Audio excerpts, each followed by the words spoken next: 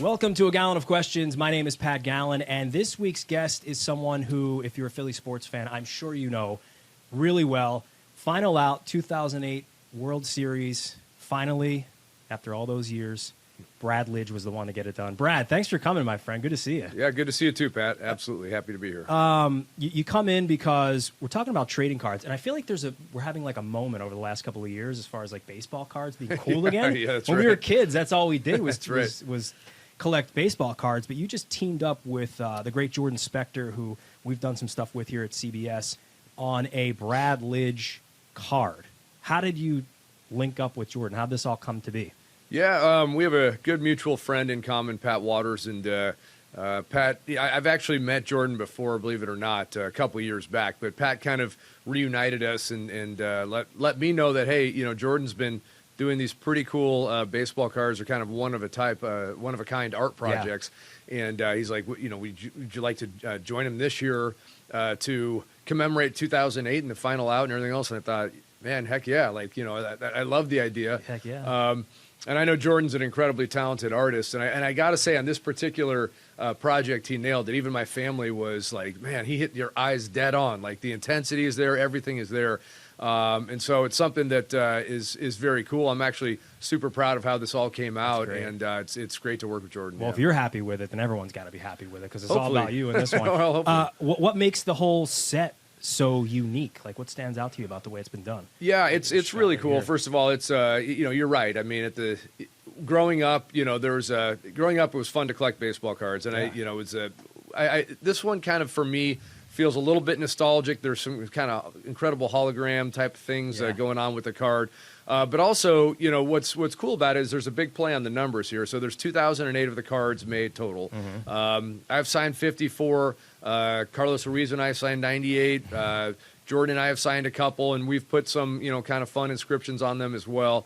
And we just had a really good time with it. But even beyond that, one of the fun things that we had a really good time doing with this card, we had to figure out a way. So I've got this collection in my house of balls that I finished games with in 2008. Okay. So every time I got the last out of a game, Carlos Ruiz would bring me the ball. If it was a strikeout, or whoever would catch it would bring me the ball, put it in my back pocket. You kept them all. Kept them all. Wow. Put them in my cubby hole from that year. So Yeah. I've got them in my house, and even the ones from the playoffs. And I was looking at them, and I was like, okay, there's one or two here that I'm going to keep. But I was like, man, it would be pretty cool to give back to the fans in this thing, and because they were such a big part for me of my experience here. And so what we've done is we took some of the playoff baseballs, games that I actually finished the games with, right here, and we Dave. put them into the cards. Right there. So we've the game used memorabilia type thing. Well, this one actually is game used balls from 2008. That's cool. To finish out the games in the playoffs against the Milwaukee Brewers in the first round, and then against the Dodgers. And even to close out that series, that game ball's in there as well, kind of cut up. And so it's for the fans. They can have kind of a piece that they can hold from 2008. So when you got together with Jordan, did he say, here's what I'm thinking, and then work from there? Or did you just trust that he was going to put something cool together? Well, I definitely trusted he'd put something cool together. 'cause he's And, done it his artistic license is kind of, do whatever you want. So, Right. But what was really cool for me is I got to see kind of the process along the way. Yeah. To see how all the different steps kind of, all the different times he changed, how the card would look and what he would add in and everything else. And then when I actually got to see, the painting itself and what was going to go on the card, I was super fired up. I mean, honestly, it's a really nice thing to have. And I don't know. It was cool to be a part of the whole process. I think from soup to nuts, so to speak, and see how it actually all got done. Gotta love it. If you want to check out where the cards are, SpectreSportsArt.com. Each includes one limited edition trading card, a custom collector's box, and the certificate of authenticity. So that's pretty rad, man. I mean, this is really cool. And he's got the giant painting here, which you guys can't see on the if you're watching on TV, but we'll flash that up because that is pretty cool as well. So we're talking yesterday, 16 years ago. Yesterday, that's right. Yeah, was the game-winning out, and then so tomorrow will be 16 years ago the parade. When you think back on that time, like, does it go by in a flash? Like the craziness of that season. Still think about it? Yeah, I do. I mean, it certainly has gone by in a flash. I mean, if you ask any one of us, we'd all say that. But, the cool thing I think about that team and that group of guys, like, I still stay in touch with just about I mean, honestly, probably 90% of the team. Really? And between August and September, I think I've talked to almost everybody from from that squad. The bullpen guys, we stay tight. I mean, we're always texting each other. But 16 years seems like it's gone way too fast. That's for sure. And I think we've kind of experienced and found out it's really hard to win a World Series. I think it's even harder now if you have a really good team. Yeah. With the wild card era, it's just tough. So, you got to really celebrate those when you can, and hopefully there's another one coming for the Phillies here pretty soon. When's the last time you've gone back and watched your final inning or final out? How long has it been?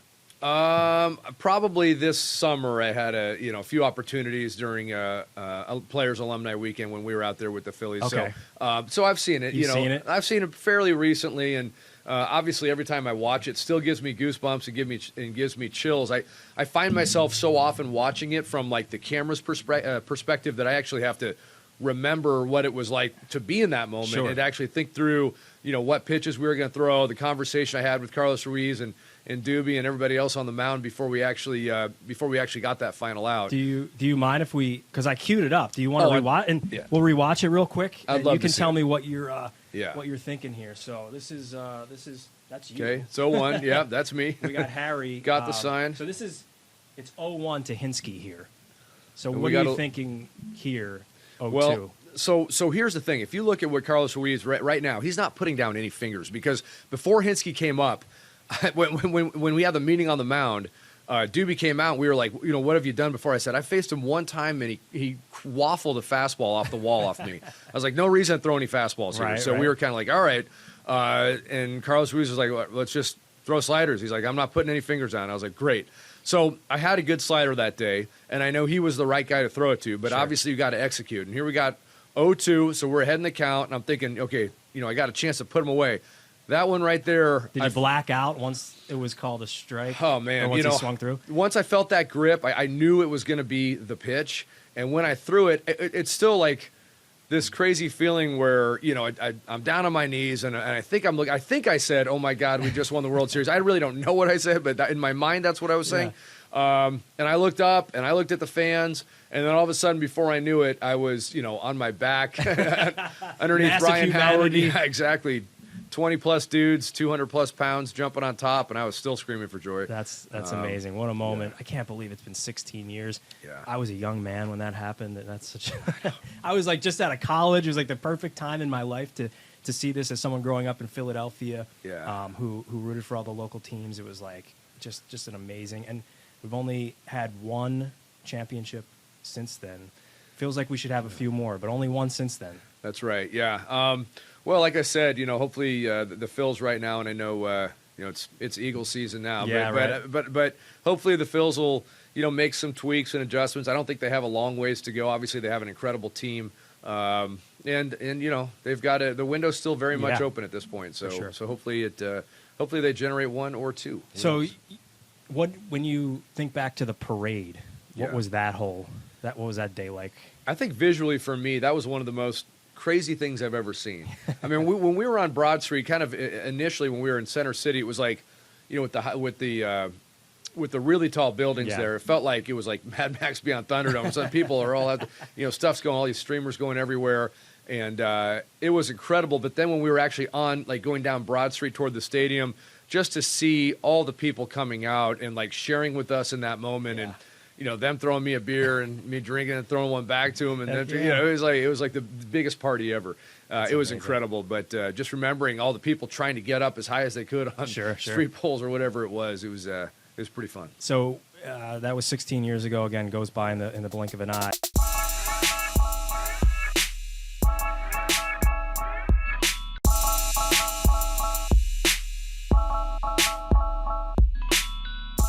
Unless someone's been living under a rock. You haven't been, but kinda, because you're now an archaeologist, and you like that little segue there. That was clever. You got your master's degree in ancient Roman archaeology in 2017, working on your PhD now? Yeah, so I still haven't entered the program. Okay. I'm kind of fine-tuning exactly how to do it to make sure that it's something that kind of takes into all the different things that I've been publishing and looking at over the last couple of years.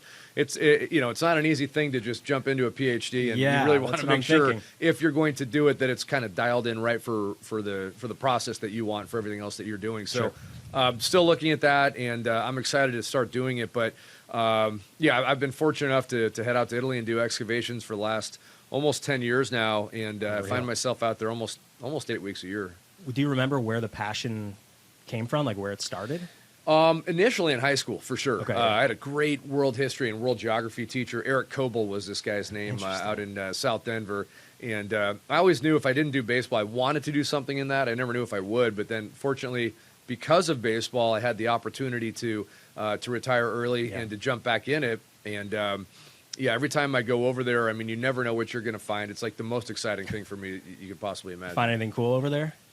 Yeah, boy, we found a lot of fun stuff. The very first excavation I was ever on in 2013, that summer, I wasn't long into it, maybe just an hour into it, and I found some ancient Roman coins, and I was like, this is ridiculous. Oh, Brad Lidge shows up. Yeah, well, digs up some coins. That's awesome. It was, right there. I was like, I'm gonna do this forever. But I'm working on this site So cool. just near Siena, and we found some really cool, like, kind of carved ivory pieces, stuff imported from Africa. So there's all kinds of cool stuff going on out there, and you just like truly, you never know what you're gonna find. So there's archaeology. We're digging for stuff. What like subfields interest you within that? Yeah. So the time period I'm currently studying is pre-Roman. It's the Etruscans. Okay. Tuscany is named after the Etruscans, Yeah. and so we've been doing a few digs in that area. But I'm also just kind of interested in the general application of technology for archaeology, whether it's LiDAR, XRF equipment, which allows you to see kind of the composition of the elements of certain objects. Ground penetrating radar. There's just a lot of things going on right now that allow archaeologists to survey areas and kind of get out in the field. I love kind of going out there too, and going to different areas that people haven't been to for a long time, whether it's a little bit of a hike or like trying to get to the side of a mountain or something. And, Interesting. Last year, we were able to locate some previously undiscovered Etruscan tombs. And it might be part of a whole like necropolis, city of the dead for the ancient Etruscans. So there's really cool stuff still going on. I mean, there's still a lot more out there than people realize.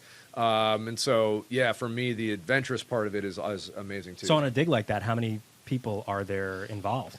Well, the one that's just south of Siena, Poggio Civitate is the name of the excavation, the name of the area, and there could be as many as 60, 70 people out there over the course of a summer. There's lots of student volunteers. UMass Amherst is actually the people that the university that runs it under director Tony Tuck, who's an awesome guy, and he's actually a UPenn guy as well. So nice. Anyway, so there's tons of volunteers that come out and tons of doctorates that come out, and they're kind of testing different theories and different equipment on the site. So we'll run into lots of different people over the course of an excavation season.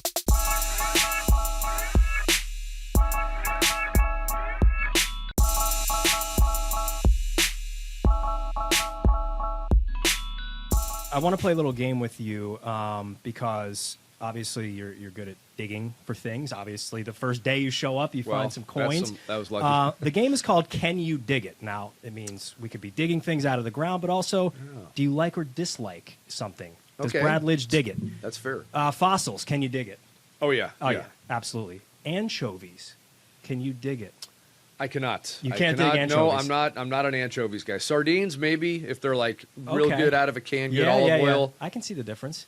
Not anchovies. Not digging anchovies. No. Sushi, can you dig it? Absolutely, a lot of it. Yeah? A lot of it. Oh, yeah. What's yeah, your we go-to? used to have sushi eating contests, in fact. Really? So, yeah. With the team, or? With the team, with everybody. Yeah, with all the teams I've been on, I've had like sushi eating contests with teammates. Who won? Do you remember?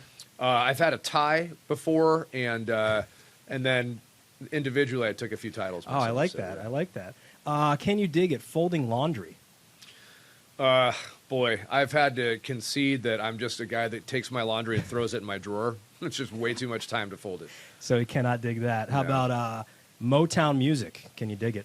Yeah, here and there. I mean, honestly, I'm kind of into all different types of music. Yeah. So, yeah, I'll kind of do like a half shovel. And so little dig? Yeah, a mini dig. How about your garden? Can you dig it?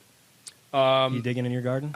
Yeah, I am. I definitely, look, I love doing that, actually. I shouldn't pretend like I'm not. I've been having to do more and more over the years too. Yeah. My wife's a flower farmer, so like we have a fairly large garden area. Oh, that's amazing. Can you dig it? Your nose.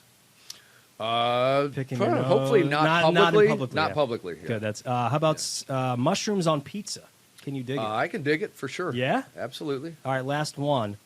The Phillies City Connect jersey. Can you dig it? Now, yes. Okay. Initially, no. Initially, no. Initially, no. It did take a minute. It But took me I a like minute. the color gradient. A few things I would tweak, but I think I'm with you. That's Yeah. been Can You Dig It with Brad Lidge.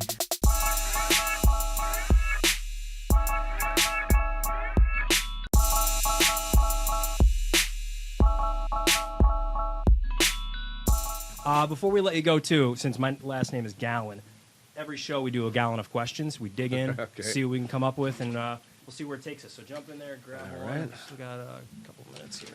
All right, let's see. Could be anything. Could be anything. You never know. Cleanest and dirtiest Phillies teammate. Boy, that is all right. Well, you know what? I'm going to throw out right now J.C. Romero, Yeah. who was my locker mate right next to me. This dude had all the clones and all the scents. Yep. He constantly, made sure he took lots of showers. He was Yep. probably the cleanest one. All right, J.C. Romero. J.C. Romero. Dirtiest, man. Some might say me. I'd probably say no, but definitely some dudes in the bullpen. Maybe I'm just going too much to the bullpen right now, but I think everybody easy 'cause else you're hanging around them as- I know him better, Yeah, I you knew really them do. well, yeah. Ryan Madsen's definitely up there. He's a he's a dirt. Sorry, ball. Ryan. Yeah. Love you, Matty. Let's see here. Most nervous you ever have been on a baseball field? No question. First game I ever pitched in, I came out in Atlanta. I was with the Houston Astros, and my legs felt like jello. I really didn't think I was going to make it to the mound. Yeah. I thought I was going to just fall down in the infield before I got to the mound. I did make it to the mound, No and I way. gave up a bunch of hits and walks. I don't remember too much about it, but I do remember how nervous I was. I can understand that.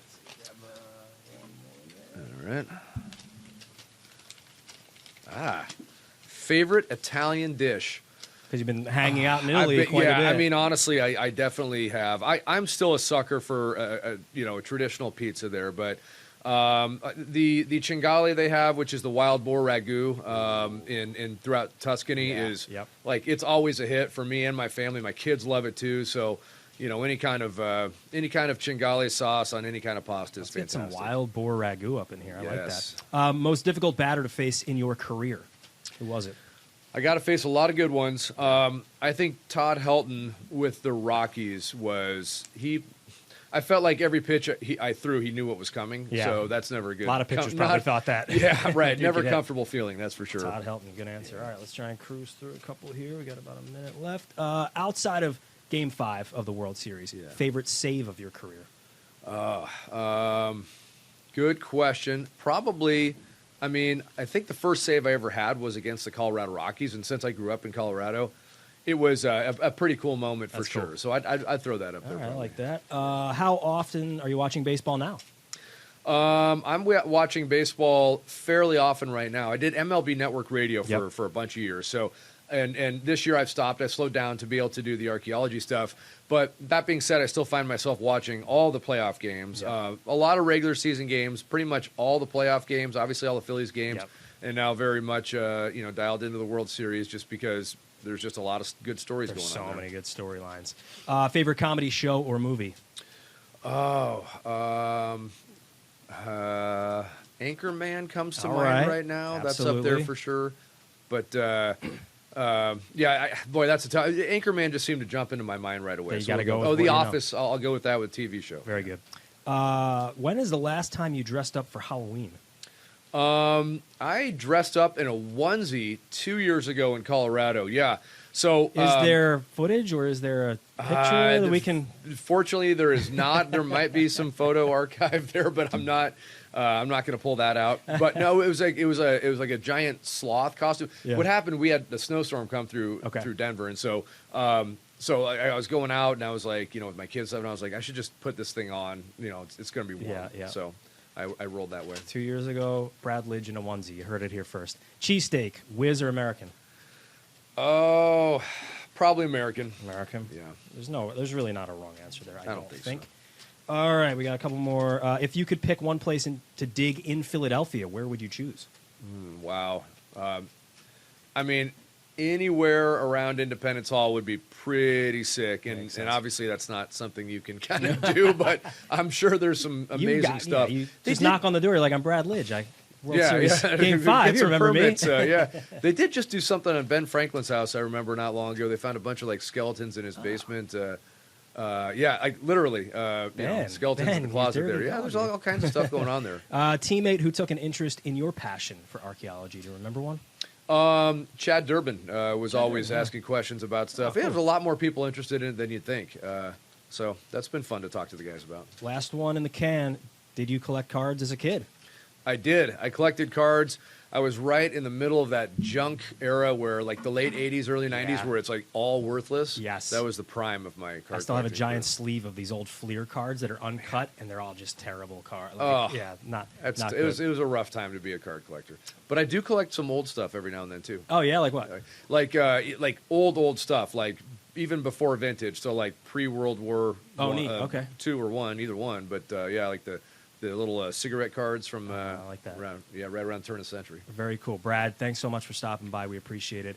And Yeah. good luck on this collaboration. It looks great. Thanks, Pat. Yeah, it's fantastic work by Jordan Spectre for sure. Thanks, man.